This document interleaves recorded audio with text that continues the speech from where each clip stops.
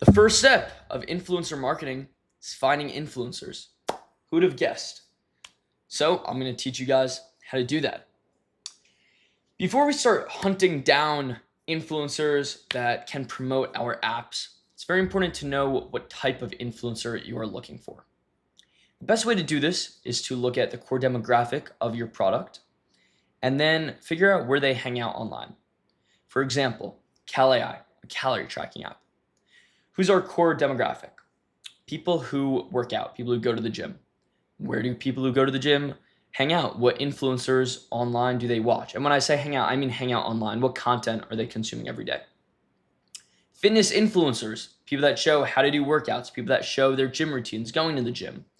So we knew, okay, these are the influencers we want talking about CalAI, our product. You have to do the same thing, reverse engineer this for your own app. It's harder for some apps than others. For CalAI, it's pretty straightforward. Calorie tracking, working out, those are hand in hand, so workout influencers. For an app like Quitter, for example, which we showed some videos on, it's harder to find influencers.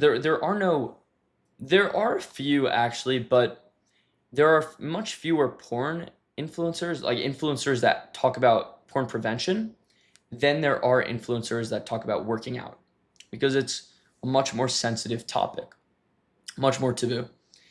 And so what Quitter did is they saw, okay, men between the ages of 13 to 18, more than 50% of them have a porn addiction.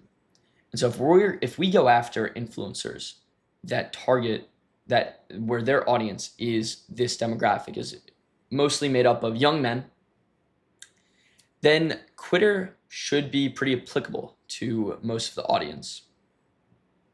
And that actually worked out. We could see with Jeremiah Jones, that video that went super viral and made them over 100K in just 48 hours. It's because his audience is mostly young men. And so that worked really well. You have to do the same thing for your app, figure out where your core audience is and then which influencers they watch. If it's some kind of food app, like a recipe app, then it's probably chef influencers that they're watching, how to prepare different dishes. You have to figure it out. Once you have, and this might take experimentation, honestly, you might not get it right the first time. And once you start, you'll start very broad, but then you'll start very niche down. You'll start as niche as possible to the most core demographic that you can, and then you usually expand. So with CalAI, we started with the hardest core fitness influencers, and at this point, we're working with anyone. We're working with Piper Raquel, who's a girl that has a big audience of younger girls under her, mostly teenage girls. And she promotes all kinds of things. It's mostly just relatable, funny content about being a girl.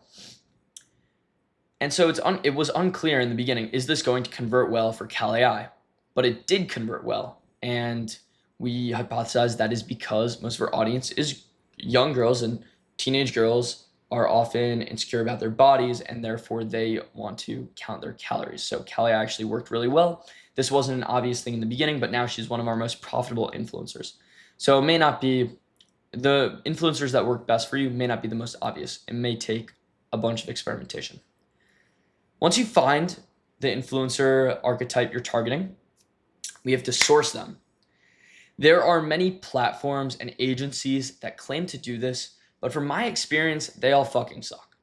They all suck. And I just use TikTok and Instagram by themselves to find my influencers. I turn the For You pages into lead generation engines. So let's see how we're going to do that. So the For You page method, you want to create a fresh TikTok account, and then it's basically just interacting with videos that are in your niche. So let's go to TikTok.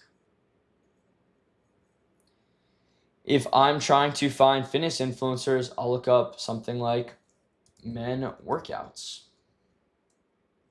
Men workouts gym.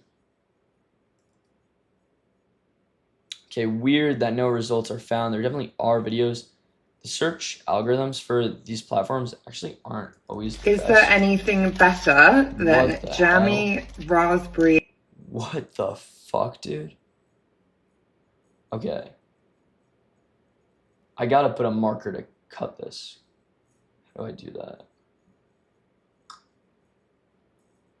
Okay, cut right here. I don't, what the fuck, dude? The girl just showed her. Thing about is Bro, what the fuck, Jamie Ross.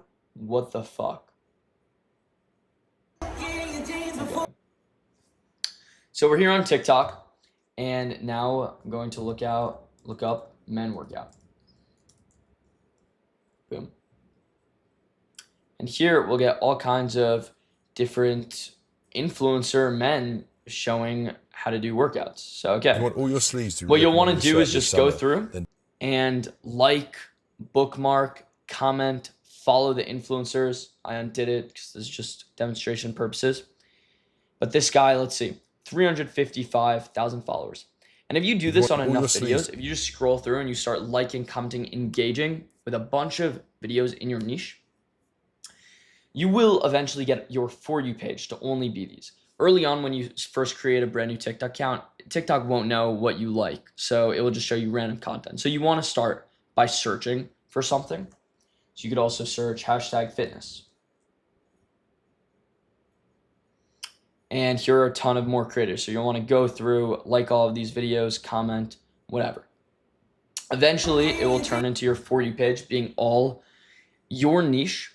And you want to keep going. You want to keep scrolling through, liking videos, bookmarking. This is positive reinforcement to the algorithm that it's showing you the right content.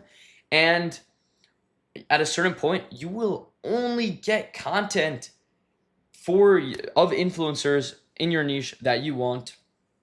It's a lead generation engine, whereas you just need to scroll and then everyone's an influencer. Some aren't good influencers that you want to work with because maybe they're too small, maybe their views aren't consistent, but they're all going to be in your niche and you can work with them. Okay. So that is really like the search method, the fill. You can't do this on a computer. You have to do this on your phone, on the app. So it's better to do it there. But you can, after you search, you could sort by like count and the last 3 months, posted in the last 3 months to make sure that the creators you're actually liking videos are more relevant. So Instagram, it's basically the same thing. You could also just curate your For You page to be all influencers, but there is an additional feature on Instagram called the related accounts method. Basically, if you go on Instagram and you look up some fitness creator, so a fitness creator I know is Jeremiah Jones. After you follow that creator, boom, I actually feel bad I wasn't following him before. There is a drop down. Okay, here it goes. There is the suggested For You. And this suggested For You is usually all also similar creators. So Sam Sulek, huge fitness influencer. Boom. David Goggins, huge fitness influencer. William Scott, huge fitness influencer. Thomas Lee Fit, fitness influencer. And it just keeps going. So this is also another way to just find more influencers. So the first way is like, okay, you curate your For You page to just give you influencers.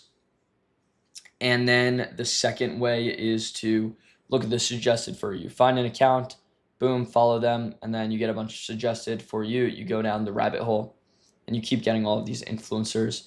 You keep hitting them in their DMs, but we're going to get into that in the next section. So that is generally the best way to find influencers. The next section, we'll get into how to reach out to them.